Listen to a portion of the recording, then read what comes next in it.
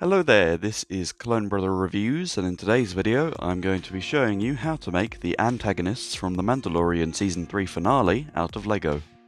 Starting off, we have my least favourite, which is the Praetorian Guard, and the first minifigure you'll want is the Sith Trooper for its legs and body. I then used the cape from the Emperor's Royal Guard.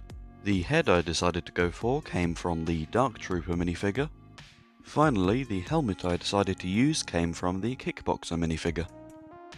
Moving on to the Mandalorian Super Commando, the first minifigure you're going to want is the Scout Trooper, and you'll want to take its legs. The next minifigure that I decided to use was the Snow Trooper, and I took the back of its torso. The arms for this figure come from Syndrome. I took the jetpack from this Stormtrooper and swapped some red studs on there. The head and the hands come from the fifth brother. Finally, I used a white LEGO City helmet.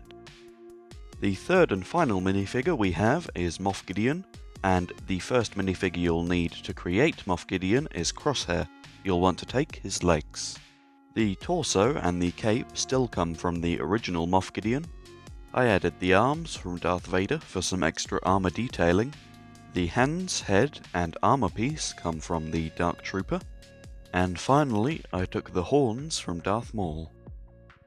Overall, I'm relatively happy with how these minifigures have turned out. I wouldn't say that they're 100% accurate, but I think they come pretty close in some areas. I also wanted an opportunity to upgrade my Moff Gideon with the new helmet design, and I think I've done an alright job with that.